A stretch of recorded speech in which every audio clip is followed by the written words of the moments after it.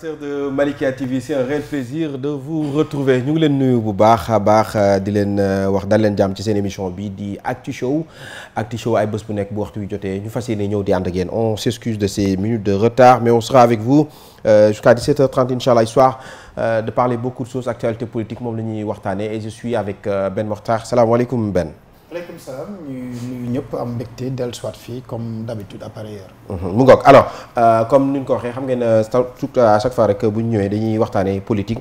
Alors aujourd'hui on va parler donc de politique voilà, mais de politique boo xamante ne on va parler du président Macky Sall, on va parler bien sûr bi nga xam liggéey bi nga xamante ne jot na ko fi def alors et tout ça ak coow li nga xam ne moo am ci dëkk bi yëpp ba ci 14e législature bi nga xamante ne incha allah président Macky Sall def na décret bi nga xamante ne moo leen war a taaj ñoom ñëpp samp biir assemblée nationale su ma juumul ce sera le 12 septembre incha allah. Donc 2 jours avant B14 la woon. waaw B14 du soirée anniversaire du sama ouais et ce sera en pleine préparation du Magal de Touba d'ailleurs. Exactement. Les Sénégalais semaine boobu la war doon les Sénégalais risquent de ne pas trop y prêter attention parce que on sait xam nañ bu Magal Touba jotee ñëpp Magal gi la ñuy tal. waaw mais ren dina am différence parce que on waaw cette législature là. dinañ xool Ahmed Aïdara Ndiabam. waaw biir Guy Marius ex-Yom Barthélémy. Et puis normalement la vedette du jour ça devrait être le président Abdoulaye Wade. Parce que c'est moom mooy le plus âgé. le doyen te jour boobu moom moo war a jiite. parce que bële bi muy am Abdoulaye Makhtar Diop moo yéegoon toog. effectivement bi yoon nag président Abdoulaye Wade la mais d'emblée. je crois que du dem. alors kon pour parler de tout ça incha allah dañuy ànd ak kii dañu ciy dalal ki nga xam ne mooy Pape Djibril Ndiaye président APE Disso chargé de communication et porte-parole de la coalition républicaine Sàmm Suñu Réew du coordonnateur Moussa Modou Fall qui est le directeur de l'emploi alors un Ndiayène donc tey moom njóobee ni nangu nañ nee na ñoo ngi doo gis Ndiayène boo xamante ne dañuy wax nii les njóobeen sont dangereux jërëjëf salaamaaleykum monsieur Ndiaye dalal jàmm. jërëjëf frère maa ngi di sant leen gërëm aussi. di leen ziar ci di leen nuyu aussi si dalal bi. jërëjëf di nuyu aussi képp ku fi technicien rek parce que dañu naan rek wax bu neexee rek dafa am jàpp ci gannaaw. effectivement donc technicien yi aussi ñu leen nuyu. di nuyu aussi ñëpp ñoo xam ne dañuy tàmm di safoo aussi Malikia. parce que émission bu baax la du nuyu nag en fait sama grand bopp benn Matar. ndeysaan mun ma koy bañ a nuyu mais benn lu ma neex tey ci émission bi. da nga ma teg ci kanam koo xam ne wax yàgg gis télé yi mu yàgg ma neex moo tax mu duggee sànq cirque bi moom non j'étais très content jërëjëf Ndiaye bëgguma koon teel a wax dama bëggoon bàyyi ñëpp fekkee ko ma waxee ko si kanam ñëpp jërëjëf Ndiaye kontaan sañse jërëjëf Ndiaye yàlla fay jërëjëf yàlla barkeel merci beaucoup en tout cas comme je dis tout le temps rek réew mi ni lañ soxla des jeunes dynamiques yoo xamante ne quand même quand tu les vois tu vois que ils ont envie de faire quelque chose pour ce pays alors Ben Mokhtar donc fu mu nekk nii coow li bëri na ci autour du président Macky Sall démb fan yi ñu ngi doon laam-laamee lan la ci njëkk a def soit le gouvernement ou daal di samp cette 14e législature léegi leer na nga ne 14e législature bi lay njëkk samp parce que nag quoi que l'on dise ñële moom seen mandat jeex na donc ce sera 2 jours avant donc xam naa ñoom bu ñu fayee ko mois d'août bi rek. ñoom ñu abal ñee mën a. fay ñoom Ousmane Sonko bii mooy seen salaire bu mujj. donc ñële mën a tàmbali. et puis comme tu as dit li ñu gën a neex ci législature bi nag mooy ce sera une législature sans absentéisme. waaw ku absenté rek dootoo ko defati. en principe au moins cette fois-ci tous les députés vont bien travailler et je dis bien travailler. être bien présent dans les plénières être bien présent dans les travaux des commissions alors les travaux des commissions les Sénégalais réclament que ñi di xam lu ci xew. honorable député Yaya Diallo bu Tivaouane ne woon na ma ñoom ñu ngi doon sàkku une télévision parlementaire pour ñuy wane li fay xew mais mieux dégg naa dem que les journalistes demandent des accréditations pour di fekkee les travaux des commissions pour ñu xam lan moo xew parce que tout se passe dans ces travaux là plénière yi show bi rek la ñuy gis ak tout ça espérons que dans cette 14e législature quand même dina am changement. mais loolu il faut aussi que xam nga journalistes yi parfois dañuy demander. ba ñu jox leen te du ñu def. président Abdoulaye Wade moo waxoon. bu ñëwee au pouvoir dafa am des journalistes accrédités au palais. mais journaliste bi accrédité au palais bu demee. nay traiter l'information mais pas le fait divers. te dañu bëgg trop sensationnel. effectivement. da ngay assister ci benn réunion de 5 heures de temps bu heure compte rendu jotee. yow fait divers ba Thierno ak benn xuloo nañu ngay wax. mais date ba li la fa yóbbuwoon loolu doo ko wax. tey bu ñu defee une télévision parlementaire. maa ngi wax keroog nii jëm si yàlla Antoine Ngor Faye liggéey na si lu bare. madame Koumé tey mi ngi si. il y a 1 mois et demi président Doudou Wade dajale na ay journalistes yóbbu leen Mbour ñu def benn séminaire si loolu pour ñoom des journalistes yoo xam ni dañuy spécialisé wu sur les questions parlementaires.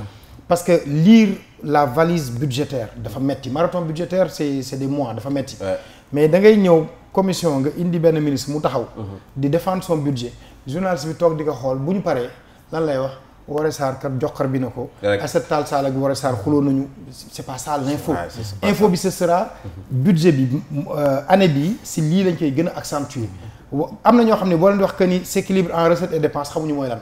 donc à ce niveau là c'est bien de réclamer mais na fekk ñu am des journalistes spécialisés dans ce domaine ñuy liggéey ci domaine boobu. mais pas ñu ñëw ni waa ji il est spécialisé dans ce domaine parce que durant le marathon budgétaire l'Assemblée nationale fait un travail que les journalistes ne disent jamais.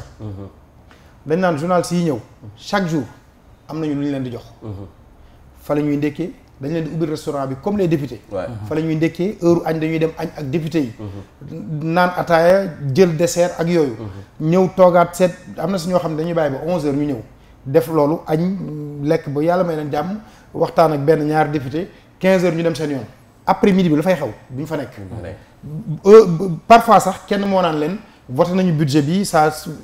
loolu itam ça fait pas trop sérieux. Effectivement. Dans d'autres pays journalistes yi nekk assemblée ñu accrédité leen bu dara amee ñoom dañuy dem ànd ak ñooñu te ce sont des gens qui vont beaucoup plus faire même parfois de la communication sàmm image yu institution bi que koo xam ne que ni dafay ñëw juste pour tirer sur l'institution te nag fii koo fi bëgg yàq sankalam mais mu nëbb la boppam aussi c'est important un mot sur ça balaa ñu ñëw ci thème bi waaw xam nga en fait sax li ci gën a neex sax bon man li may wax sax la personne qui va ravir même la vedette pour man mooy aujourd'hui le ki tax nit yu bëri di gën a xalaat mooy kan mooy nekk président wu Assemblée nationale bonne question donc loolu je pense que bu nekkee tey madame Aminata Touré bi nga xamante ne moo nekkoon suñu tête de liste yaakaar naa ne ce sera la première fois ñu am une femme buy diriger présidence Assemblée nationale et loolu je pense que moom la ñuy gën a xaar beneen bi tamit bon je pense que man am na loo xam ne maa ngi koy gën a xaar encore ci assemblée te aussi ma sant suñu borom parce que gis naa ko ci liste benn bokk yaakaar yi nga xamante ne indi nañ ko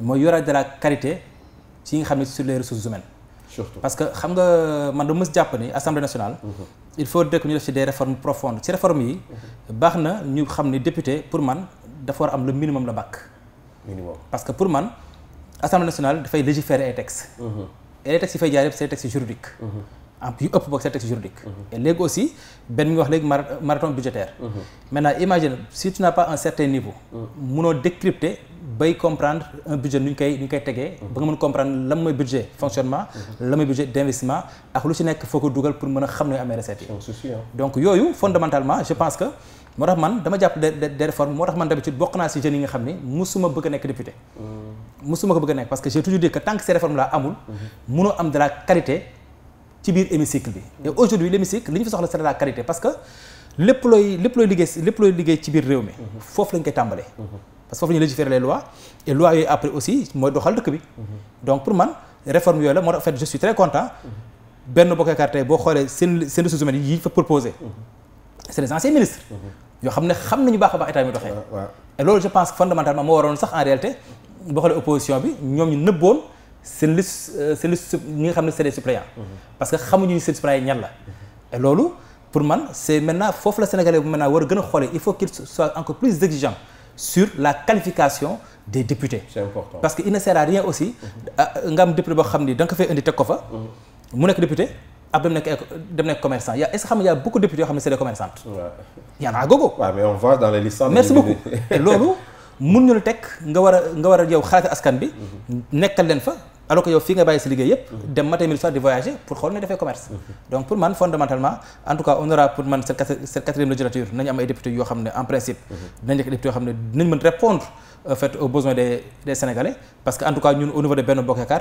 on a la qualité de ressources humaines maintenant de savoir maintenant opposition ak seen liste bi ñu proposé foofu. alors Benno Bokk Yaakaar on va rester sur ça on va rester sur le président Macky Sall man j'ai toujours dit que on a toujours un problème vous qui êtes avec lui vous avez toujours un problème à défendre son bilan parce que quoi que l'on dise il a fait des choses quand même liggéey na ñi gis nañ macha allah mais man dans ma tête je me dis que ne c'est quoi le souci pourquoi séance du président dem na sax ba leen koy wax nee na leen chaque jour ñu ngi may xas chaque jour ñu ngi may joxar mi mais sama position may ma défendre sama bopp yéen ma war a défendre alors cette défense là est-ce que c'est pas le défendre dans ce qu'il a déjà fait ci liggéey bi parce que nag quoi que l'on dise am na yoo xamante c'est des réalités yoo xam ne défendre woon na ko fii ñi coow ñu jël ci exemple TER bi coow li bëri woon na Sénégalais yi ne woon du dox dafa cher bon on a beaucoup parlé du coût c'est vrai que coût bi wax nañ ci lu bëri et puis c'est des choses à éclaircir ñu xoolaat ko mais quand même tey njëriñ li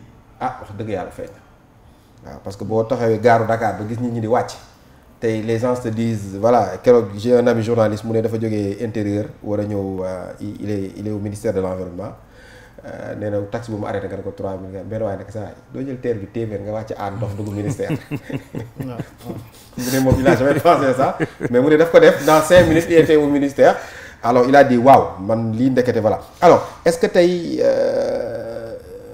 le président Macky Sall n'est pas un homme qu'on doit comprendre. alors man maa ngi lay sant di la gërëm ci question bi parce que quand même ñun c'est l'occasion aussi sax ma tàttagal suñu coordinateur Modou Fall parce que quand même moo ñu incité à ce que ñu teg benn coalition qui s'appelle la coalition républicaine sàmm suñu réew bu juddu depuis le 29 mai cette coalition ba mu juddoo déjà li ñu waxtaan suñu biir li ñu war taxaw mooy nekk d'abord les ambassadeurs des réalisations du président Macky Sall ba noppi nekk les sentinelles de la République moo waral en réalité boo xoolee cette coalition là ba mu juddoo wax léegi le 29 mai wax léegi elle a abattu un travail boo xam ni waa benn bokk yaakaar ñépp a ko nangu parce que taxawatuñu di xaar opposition bi wax pour ñu défendre au contraire ñun tey nous sommes venus comme ñoo xam ne tey ñun la opposition tey di topp suñu gannaaw parce que nous sommes totalement ay mën naa ne ay attaquants lañu juste au fait su ma mën a wax la ñun ay attaquants lañu du ñu ay défenseurs et loolu li ngay gën a corroborer maintenant parce que ñun dès le début on a compris que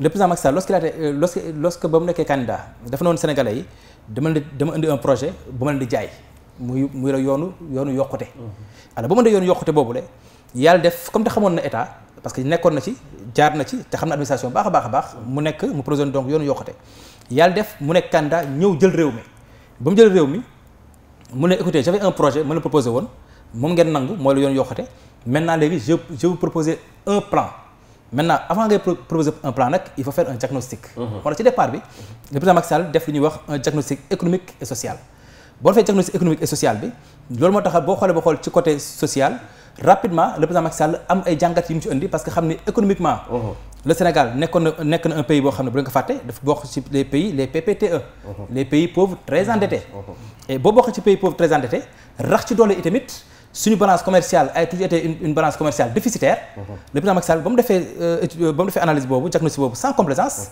def benn diagnostic économique et social fa la jógee ne léegi comme def naa diagnostic social bi léegi diagnostic ma def noonu il faudrait que ma traduire ko en vision et en stratégie alors ba mu ko traduire en vision et en stratégie loolu aussi daf ko permettre mu mën a xool ses atouts et les opportunités mais aussi xool aussi naka la mën def pour que Sénégal et aussi les défis à relever ensemble ci loolu la jaar na maintenant ndax léegi propose ñu wax maintenant un plan maanaam man dafa commencé ce projet defal ñu une proposition tegal ñu un plan lu ñuy wax le plan Sénégal émergent maintenant ba mu defee loolu pare teewul ni da ko teg ci 3 axes parce que xam na ni proposé nañu maintenant un plan pour na Sénégalais léegi lii laa leen li ma leen doon jaay lii la woon waaye nag léegi dama ko yàq pour ngeen lekk waaye pour ma yàq pour ngeen lekk ko foog ma teg ko ci 3 axes axe bu njëkk teg mooy lu ñuy wax transformation structurelle et loolu moo indi tey boo xoolee ba xool boo demee ci li ñuy wax les plateformes industrielles moo tax Diamniadio ñu def benn hub industriel moo tax ñu def plateforme Diamniadio parce que aujourd'hui am na ñoo xamante aujourd'hui comme ñu mel ni tey la coalition républicaine sur aussi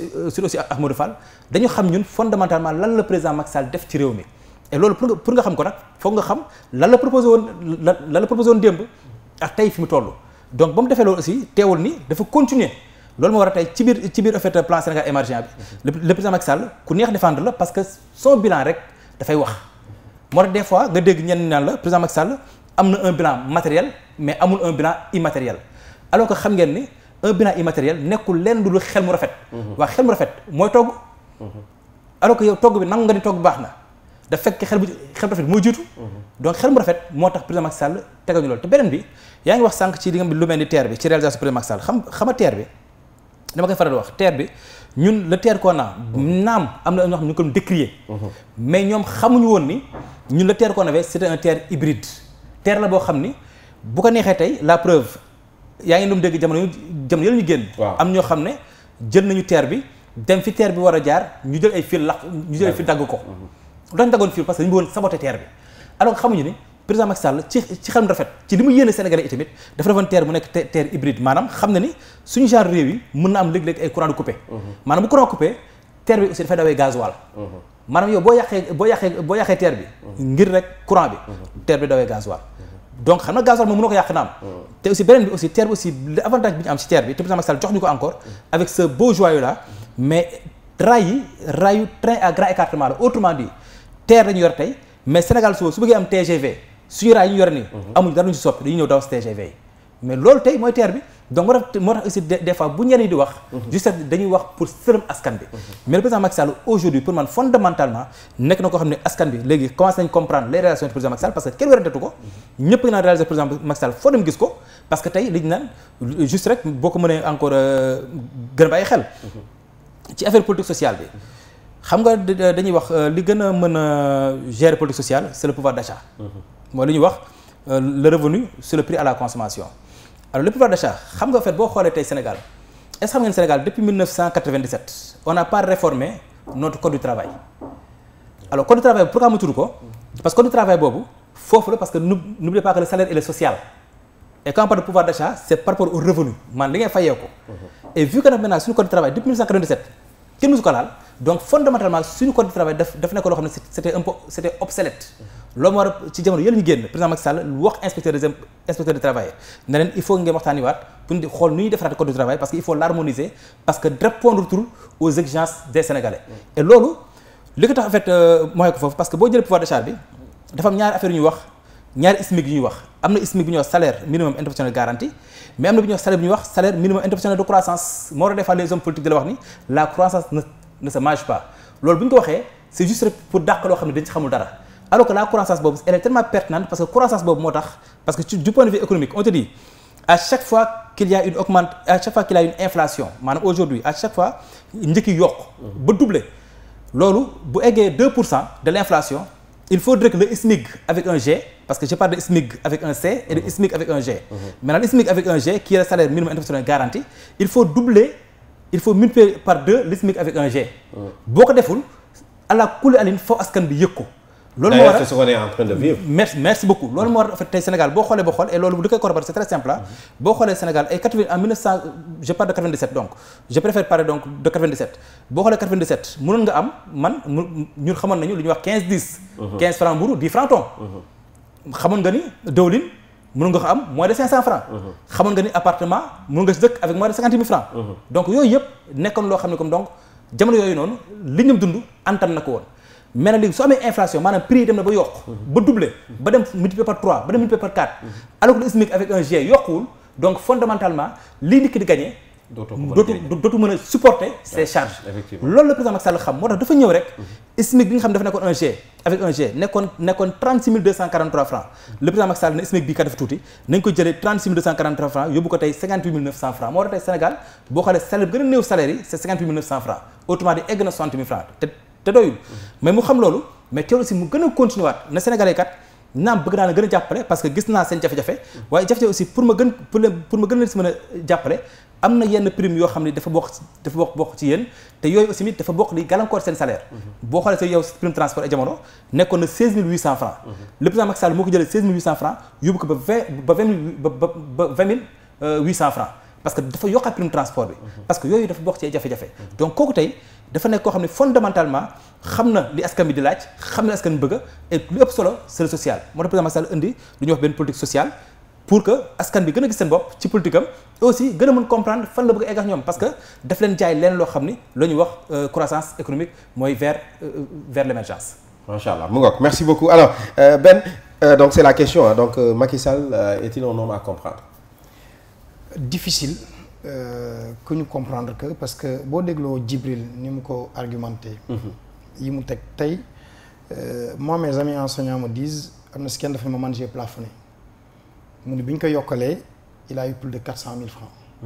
ma xool tey à la police ñi gën tuuti la bi ñu leen yokkale nañ plus de 90 000. tey les salariés xam nañ ni que ni yokkal nañ leen. ñi koy sentir mais problème bi mooy beneen côté bi. parce que ñooñu ñu yokkal te ñu ko doon kaas def revendication teg seen ay plateforme menacé dem grève biñ leen yokkalee ñi si ëpp dañu calmé wu. ñu ngi mois d'août fin juillet. dañu waroon defal fonctionnaire rappelu 3 mois. mai juin juillet. président leen bàyyi leen ma defal leen que bii 100 000 francs ku nekk si ñoom mais à la fin du mois d'août dinaa ko indi pour ñu mën a régulariser kon ñooñu dañuy toog ni alhamdulilah. mais le problème mooy.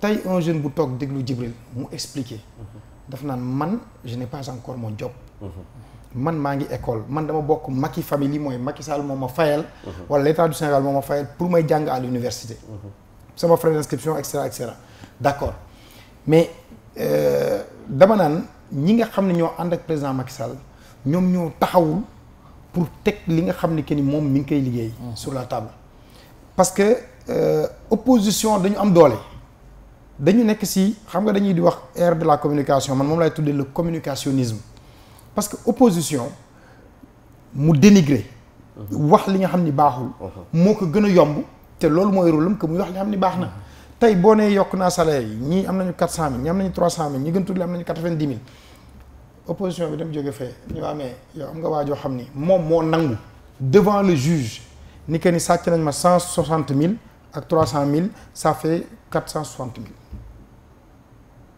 ñu ni mais kooku fan la jëlee xaalis bi te kooku président Macky Sall la àndal ñu taxaw ni ñoom kat ñi ngi xiiroog di ngaayoo benn affaire 94 milliards ña ngi koy pàccoo ñu toog ñu leen l'histoire de nu tudd le frange maritime bi gars yi dem nañu ci Mamel séddoon nañu suuf si foofu mais yooyu moom la Djibril di wax le bilan immatériel gars yi dañu naan mais président Macky Sall dàqee na sàcc yi mais fàtte na ñàkk këram ba kenn du fa sàcc.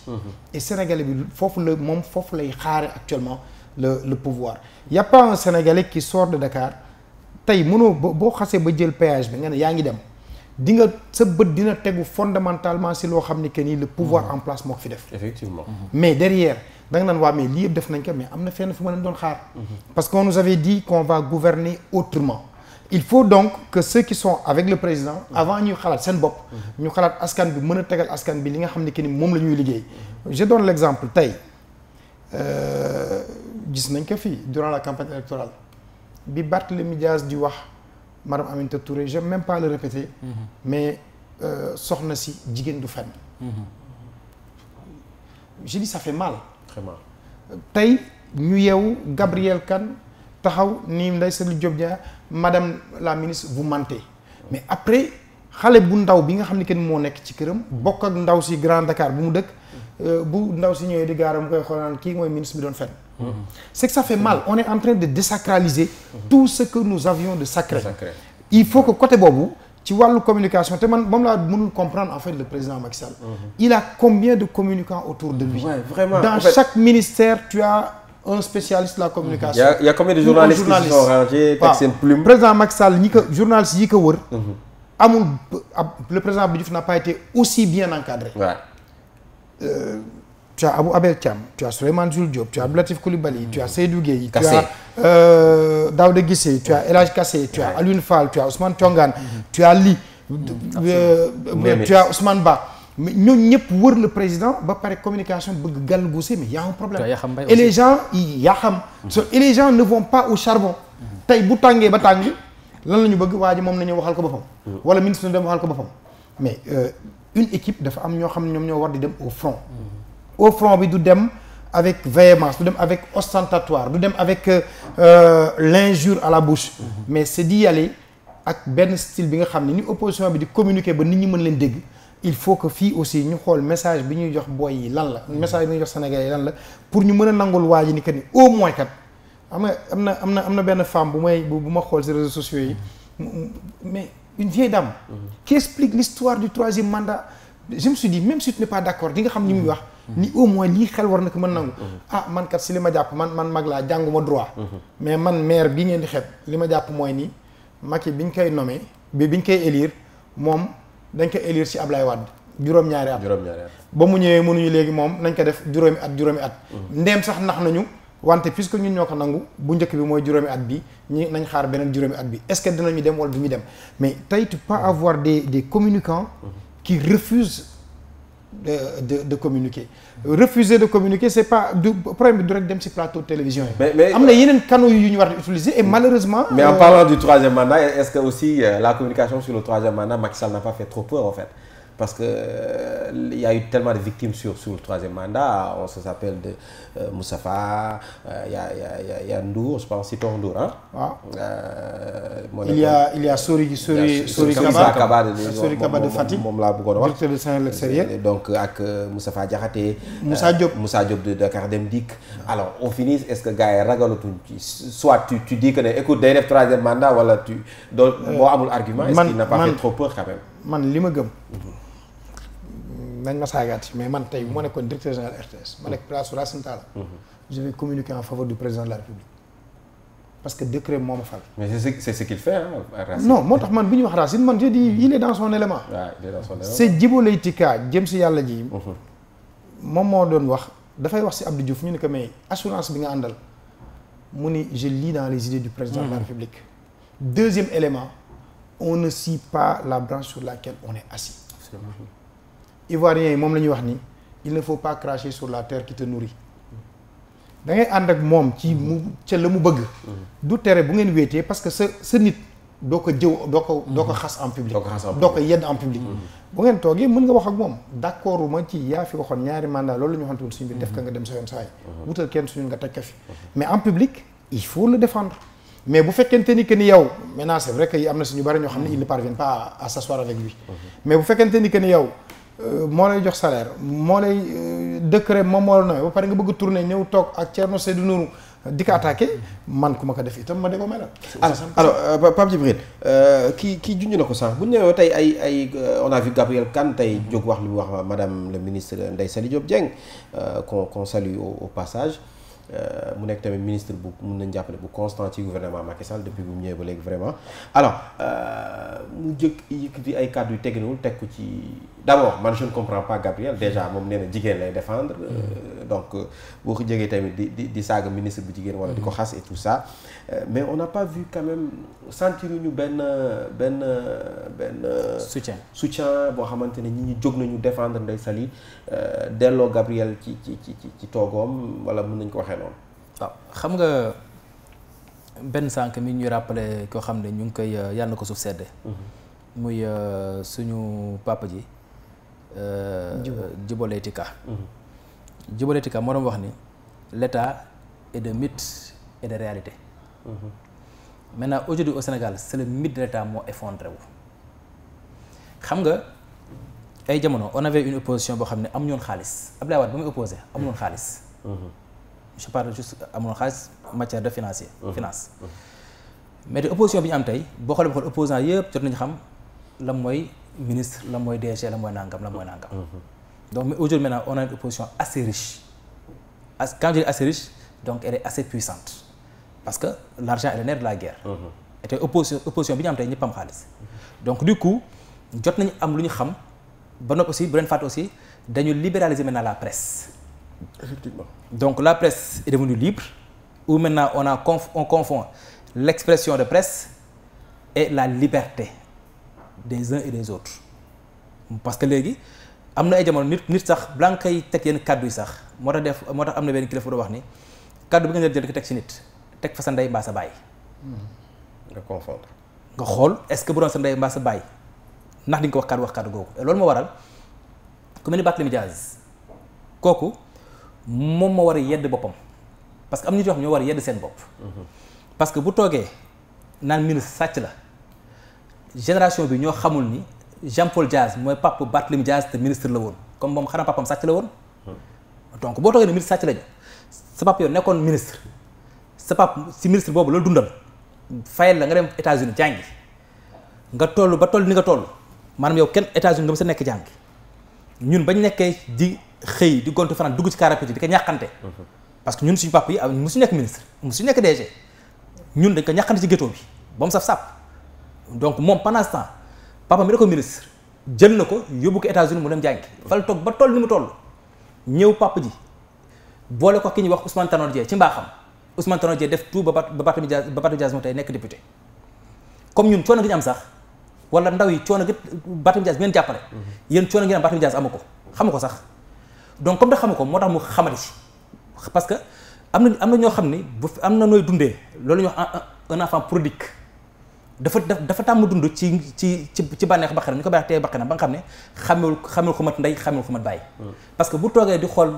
soxna Mimi Touré di ko egg yenn kàddu yi dafa fekk aussi loolu aussi mooy erreur Benno il faut savoir rajeunir parce que Barthélémy Dias du toog ak man di ma wax ay waxu yenn kàddu yi te man du ma ko tontu ba mu dugg ba raw mais bu dee soxna Mimi Touré du wàcc aussi bas du tontu Barthélémy Dias c'est une réalité aussi mais bu dee man damay duggante Barthélémy Dias ba fu ñam mu neex loolu moo waral des fois il faut dëkk si waa Benno comprendre ni dañ toll si benn politique boo xam ne politique bi ñi fi nekk léegi ay ndaw lañu parce que génération 70 la parce que génération bi fal Abdoulaye Wade génération 70 parce que Wade mi ngi créé parti en 114 boo xoolee 2000 la jël pouvoir am parce que il faut une génération il faut sensibiliser une génération 25 ans la génération bu mu sensibiliser 25 ans ñoo màgg 2000 consciente ñëw fal Abdoulaye Wade léegi génération bi nga xam ne tey encore moo war a folli le président Macky Sall il faut encore une génération loolu moo waral boo xoolee un peu 2022 bi ñu ne mu xaw a tendu parce que y a presque une génération boo xam ne 2000 ba 2022 parce que 2025 mu si egg rek ñu ngi si benn génération donc ñi am 22 ans xamaguñu li jot a weesu 90 ak 80 moo tax opposition bi indi li ñuy wax manipulation pour di leen wax loo xam ni dañ di wóor ni ay la yéwén mën ñu ko def mais xamuñu ko mais nag ndaw yi faw ñu jaay leen dara et loolu aussi la benn bokk yaakaar aussi war a gën def effort et loolu je pense que le président Macky Sall wax na ko dund na leen baaraam na leen gën leen encore une fois jege askan bi te aussi dem aussi di wax samay réalisation parce que tamit loolu mooy ki nga xam ne tey am na expert am na trajectoire historique tey li may wax ni tey am na ñu ma gën a xam am na ñoo xam sax ñu ma gën a ma développé mais lan moo tere ñu ñëw plateau di ko expliquer nit yi pour taw yi xam ko question man j'ai vu des collègues journalistes ou même des collègues présentateurs ñoo xam ne ñu ngi ci presse bi mais ils disent pour nga jot pourquoi tey pour nga am un ministre mu ñëw wax dara c'est un problème voilà c'est extraordinaire loolu mais calcul yi la calcul yi mais aussi am na ci loo xam ne bu leen fàtte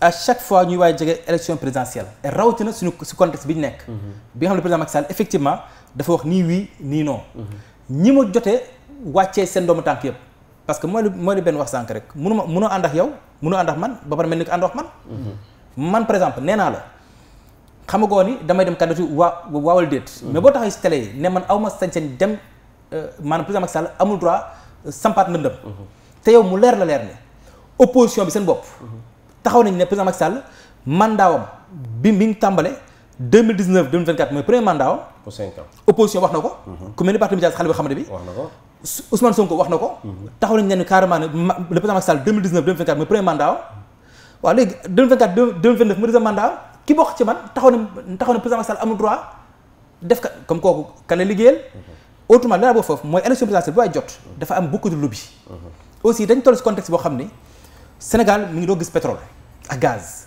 dafa am une réalité politique maintenant bu xam ne léegi daf fi nekk et la preuve li koy corroborer c'est la première fois au Sénégal ñoom un opposant boo xam ne ni musuñu gis un opposant boo xam ne il est aussi violent que Ousmane Sonko musta am. même Abdoulaye Wade n'était pas aussi violent. non Abdoulaye Wade était un républicain. très radical était un démocrate radical. mais républicain. par contre ce gars ni nii républicain parce que mi ngi saaga policiers yi. di saaga militaires yi dina saaga yéen journalistes yi maanaam warmaalul sax jigéen. moo tax ba tey mu ne du tontu Adji Sarr mi nga xam ne Adji Sarr lim ko wax lu simple la nañ dem rek wuyu ji yoon ku yoon may rek ñu xam ku yoon wax dëgg rek ñu xam ne yaayam dëgg. mais aussi du Adji Sarr mooy décider yoon yoon na leen woo rek. non xam yoon may woote non moom yoon woo na ko. waaw yoon woo na ko pare mu woote benn mortal combat. moom yoon woo na ko na ko kaay wuyu mu woote benn mortal combat. mais comme ça dañ nekk ci réew moo xam ne ñun itam dañu amay kilifa mu nekk suñu kilifa diine yi te moom joxul cër kenn donc faalul kilifa diine faalul policier faalul militaire mais xam nga loolu nekkul ci état. mais ku faalul kilifa diine ci réew mi est-ce que di nga fi am dara. mais yàlla xam ne même war na ko. parce que tey aujourd'hui tey moo taxaw ne xale yi kilifa diine yi ngeen topp li ngeen bànneex bi ngeen bëgg bànneex boobu ñoom lañu bëgg. moom moo ko wax loolu maintenant.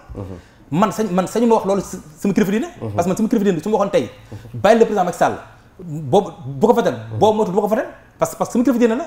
moom la ñu gëm àdduna am na am si yaakaar àllaaxira. wallaay mais nag bu fekkante ne nag léegi askan bi jeunes yi tey yaa ngi bëgg a dugal seen bopp loo xam ni moo tax bu ñu jox ci cër benn mag loolu moo waral tey mais loolu est-ce que Sénégal nit mën na ko aussi mais Sénégal est-ce que nit mën na dindi suñu fàttalikul suñu pas-pas googu suñu fàttalikul kilifa yi fàttalikul kilifa bi nag ci Y'en a marre toog ci devant ci plateau télé mu Ahmed El Hadj Diouf mun na ko waxoo dëgg jaar fi bon man loolu mën ma ko wax mag bi su ma doon wax matin midi soir du ma ko mën a wax parce que yarawuñu ma loolu maanaam valeur yi ñu amoon la moom la bëgg a ñëw dindi.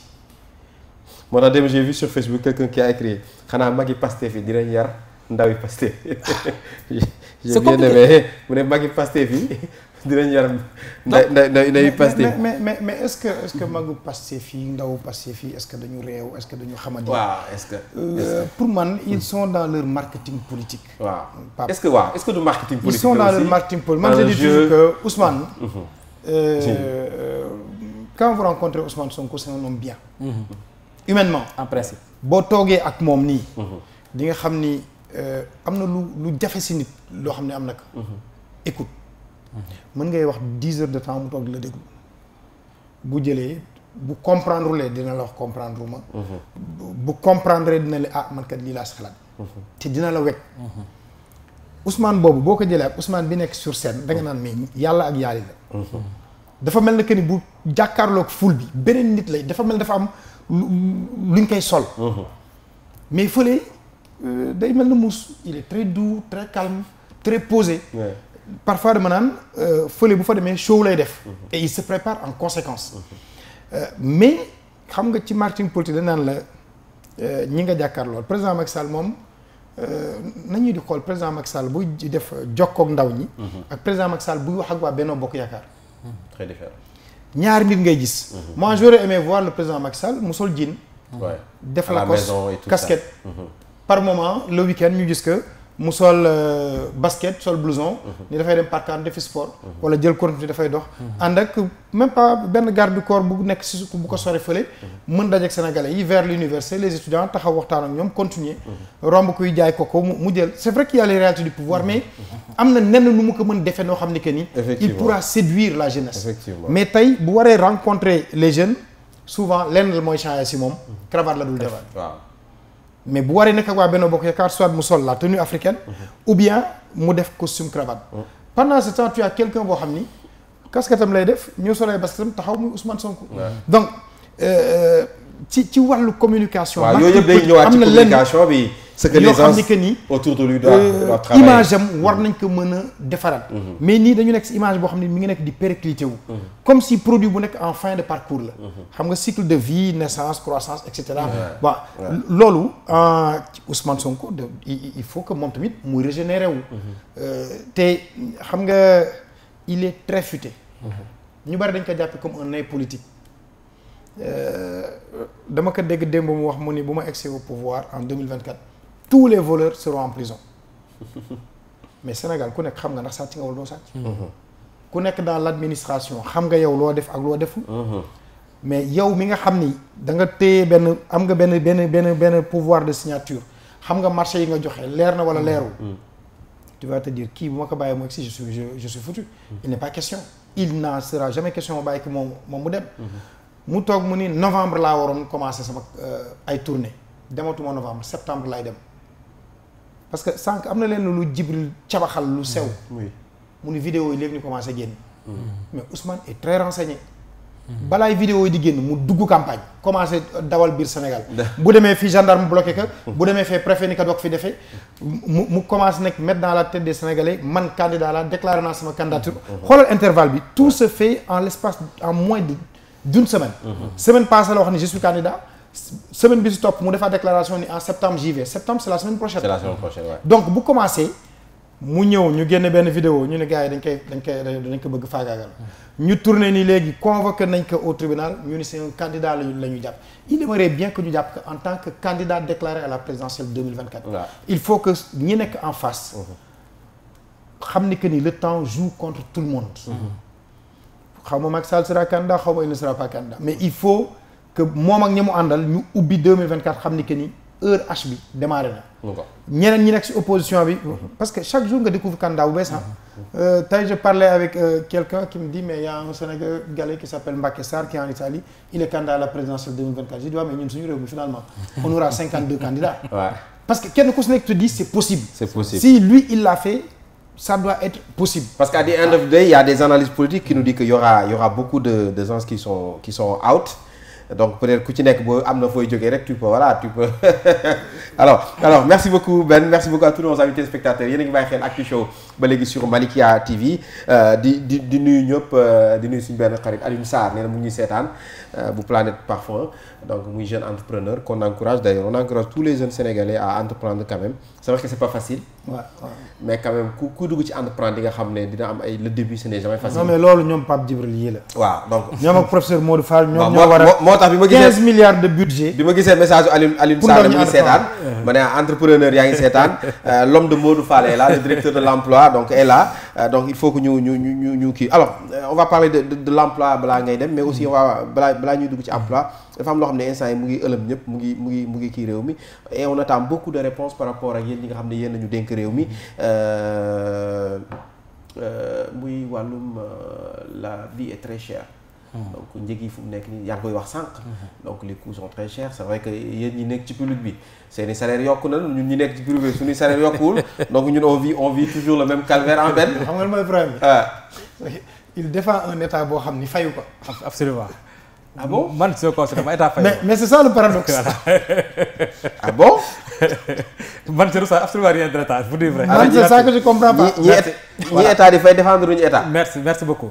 alors parce que li war a loolu. waaw dund gi cher na tey ban réponse la ñu mën a xaar ak ban réplique la ñu mën a xaar par rapport ak l'état aussi. d'abord di ko may rek balaa may rebondir balaa may ñëw sa question. waaw ma rebondir si beneen sànq li ngeen di wax. waaw xam nga bëgg see fait pourquoi Ousmane et man foofu sax je demande beaucoup. tu sais xam nga la moo tax waxaatuma ci Ousmane Sonko parce que bëgguma ñu def ci Ousmane Sonko lu bëri ah man 30 secondes laa ci wax. parce que dama ñaan waa Benno. waaw il faut ñu dégg ñu bañ topp Ousmane Sonko si jeu en principe moom dafa bëgg a mener la communication.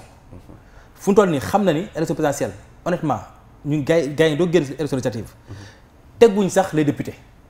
donc wax ni déclarer candidature am na lu tax nga def ko li tax def ko du dara lu dul ni gis ngeen temps yi ñu génn. dafa am loo xam ni ci biir moom partem Pastef.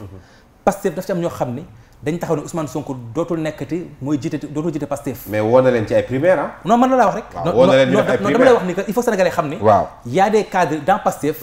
yu ne Ousmane Sonko dootul leen jiite. parce que Ousmane Sonko am na ñoo xam ne dañ jàpp ni li ko xale bi tuumal. def ci laale. ñu ne ko donc yow bàyyi dootoo jiite suñu parti. donc loolu. moo tax ci loolu benn ñaareel bi xale bi daf ko woo temps passe ci benn wax na ko boo ñëwul. mën naa génne vidéo yi nga xam ne ni dina war a ne carrément ni man ak yow seq nañ ko et barke de moo Ndiaye ngeen gis ni benn femme ci xale yooyu la ne ko tubéy bi nga jiitaloon bu gris la ak bu noir la donc loolu moo tax moom mu teel a wax pour bañ loolu teel a génn donc li mu def ni yëpp moo tax ma ne waa benn bu ñu ko topp ci dara nañ ko baax moom bu nekkee candidat bu ñu ko tontu na nekk président na nekk di lambari ñu sanaan ko en tout cas saa yu gars yi jógee mu ne wuy ji alors loolu benn la woon par nature léegi bu ñu wëree ci caleçon gris noir voilà loolu benn la woon maintenant léegi en fait li nga xam ne en fait benn wax na ko sànq effectivement man je suis un consultant mais par contre constance boobu daf ma permettre à ce que ma xam lan mooy entrepreneuriat parce que man 2015 laa njëkk teg sama entreprise boo defee 2015 sama entreprise duma fàtte mukk maa ngi defoon 3 millions mais ma daanu waat dama def même pas 3 mois sa daanu ma jël encore beneen 5 millions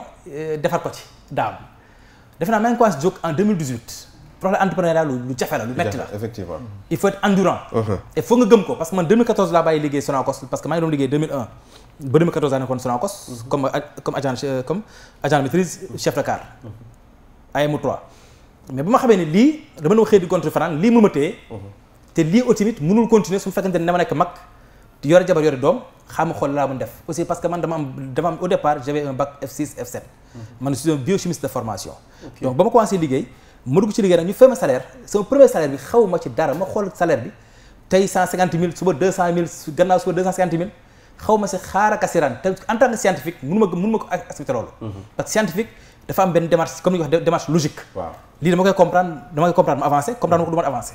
donc comme ni comprendre ma woon aussi nag c'est à quoi se laajte la laa war def pour comprendre lii. ma def comptabilité pare comptabilité def ressources humaines ma def ressources humaines nag ba am ci master 2 tey instant yi ma toll nii maa ngi def sama doctorat en droit privé. donc ci loolu laa nekk ni def donc juste pour dire que lu jafe la. donc mais aussi pour encore une fois kii waxal au fait que waa Sénégal pour ñu xam ne du ku défendre président Macky Sall rek. dafa am lu may ceebalu ma leen. dama xool ses réalisations. dama xool li mu def ci askan bi. dama xool matin midi soir di analyser li nga xam ni parce que man je suis dans les actifs je suis au fait du moins dans les actions sociales. donc socialement dama xam président Macky Sall muy def. di aussi di génn dëkk bi di gis ses réalisations ma ne mais kii moo jar jàppale. parce que gisuma au fait keneen ko xam ni bañ tere jël réew mi ba tey def na toll nii léegi nag c'est vrai jël na réew mi tey xam nañ tey Sénégalais yi am na ay jafe-jafe yu ñu dund. li ma ko doon ñaan dama koy ñaan mu taxawaat ci encore. mu gën a taxawaat. mooy aujourd'hui il faudrait que ñu wàññi location yi ak lu mu ko mënti jaral. man loolu laay parce que aujourd'hui Sénégal loo mënti def. te location wàññeekuñu. jàppal ni. askan bi loo leen mën tegal gisuñu ko. parce que location yi métti na te location il faut aussi les bailleurs aussi comprendre que il y a peu de bailleurs yuy fay la tonne. mooy la taxe d'enlèvement des ordures ménagères. état bi wax na la yow boo tabaxee kër mu nekk R+4 dafa war am ascenseur. mais boo tabaxee kër mu am R+4 mais dafa war am aussi benn souterrain pour oto yi dugg ci biir seen garage. moo tax léegi trottoir yëpp xaw a occupé. kenn respecté wul loolu yëpp. donc c'est-à-dire que état bi il faut que aussi am na ay jumtukaay am na ay leviers yu mën a utiliser. pour contraindre les bailleurs à ce que ñu mën a wàññi location bi.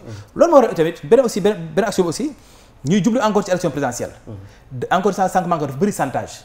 et aujourd'hui les commerçants bu élection présidentielle waaye ñëw dañuy commencé parce que bu fàttali aussi commerçant bu si nekk da nga nekk ci syndicat. syndicat yi dañuy défendre seen intérêt bopp. effectivement donc day commencé am lu ñuy wax chantage. ku nekk danaan la boo ma laalee fii man wala votel sama kuréel te homme politique nag bu leen fàtte loo ko mënti déggal nag da bëgg a falwaat. waaw base lay wut ay nit lay wut. donc loolu aussi dafa nekk benn contrainte. léegi nag xam nañ ni jafe-jafe yaa añ fi. moo tax jafe-jafe sànq may wax leen le président Macky Sall li mu ci mën def mi ngi ko ci def mooy il faut que encore une fois moo tax sax remaniement bi encore ma koy ñaan Assome Diatta le ministre du commerce pour man elle a montré ses limites. pour man elle a montré ses limites parce que li am Touba amul lenn lu ko war a mën a justifier. saaku soble mënut a jar 25 bi egg 50 000. te ba léegi c'est pas réglé mooy li ma la wax alors pendant ce temps pourquoi man la donc le ministère du Doudou Baram ministère du commerce. parce que dafa am lu ñuy wax ARM agence de régulation des marchés mais agence de régulation des marchés boobu moom moo war a dem réguler le marché. mais la mooy soble et bu ñu fàtte sax le mois de juin lañ def naka gel des importations. donc luy comme yow état da la jàppale def gel bi yow nga ñëw yokk. donc loolu dafay wax ni comme donc ministre bi moo nelaw. et comme nag ministre nag moo nelaw te Macky Sall fu doon dafa tax la ñuy yeewu. donc pour man il faut que foofu mu taxaw fa rapidement et aussi def aussi le ministère du commerce mu nekk un ministre de souveraineté. et loolu moo ñu permettre à ce que ñu mën a am lu ñuy wax des volontaires de la consommation parce que aujourd'hui li gën a sonal ministère du commerce mooy amuñu agents yi bariwuñu. et comme te bariwuñu. donc du ñu mën a dugg ci boutique yi di càmbar lu ne. et loolu li koy mën a saafara mooy comme ni def policier pour andi leen un peu ñenn ñu la xaw secondé les ASP.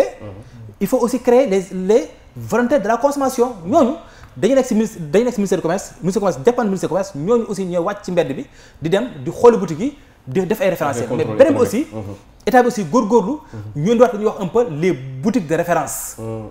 loolu na tax au fait que ni. askan bi les boutiques de référence c'est important parce que loolu mooy politique commerciale parce que askan bi tey da nga dugg tey benn boutique tey ci benn koñ man daf may daal man je le fais très souvent ba ma duggee temps passé beurre ñu jaay ma beurre 1000 francs mais damaa tiit. beurre 1000 francs damaa tiit. dem ci keneen ki naa ma 1100 francs yokk na si moom 100 francs moom. mais donc où va le pays. très bonne question ku ko réglé c'est le ministre du commerce. donc moo tax le président Macky Sall encore une fois ñu ngi lay ñaan. gouvernement man daal bii nga xam daal en fait wax dëgg yàlla ñu ngi ciy jëm. na xam ni il faudrait que dafa bëgg ay compétent ay combattant mais xale mooy xeex. waaw ay xale de mooy xeex moom. donc il faut un gouvernement jeune. ñi nga xam ne tey ku mel ne tey suñu coordonnateur Modou Fall. mais c'est un jeune te war a toutes ses preuves ñu ngi koy ñaan tey Diourbel na fa teg ñaari ministre su may teg ministre Dame Diop teg ministre naka Modou Fall. mais ñu seen parce que la coalition républicaine nag loo ko mën dëggal daf fi liggéey loo xam ne tey kenn mënu ko bañ. alors en 2 minutes question d'emploi parce que xam nañu Modou Fall c'est directeur de l'emploi et que c'est vrai que en 2 minutes lan lañ mën a jàpp en termes de réalisation ci côté emploi. alors li ma rek parce que émission bi jeex na waaw. li ma ci mën a wax rapidement mooy xam naa ni même boo xoolee ci politique emploi on a créé ce qu'on appelle la création des ICEP mooy les instituts supérieurs d'enseignement professionnel parce que aujourd'hui dañuy xam ni lépp solo ci ndaw mooy le capital humain parce que ndaw boo bëggee liggéey aussi amoo xam-xam jëlul dara donc laa ñun formation moo aussi le président Macky Sall ba mu indee aussi yokkaat budget bi ce que le directeur de l'emploi a fait mooy dafa renforcer encore ñuy wax la convention nationale état employeur pour aider encore les jeunes à trouver de l'emploi mais aussi mieux à les capacités donc kooku parce que déjà il a compris la vision du président Macky Sall donc fu mu doon li ñu ñaan yàlla rek moo tax may ñaan Macky Sall def ko ministre parce que moom dafa déjà comprendre la vision du président Macky Sall et kooku boo defee ministre day mën tax mu répondre aux besoins faits des jeunes te aussi xam na sa politique donc du def lu essay conduire un gouvernement jeune un gouvernement quand même rajeuni je voulais man daal les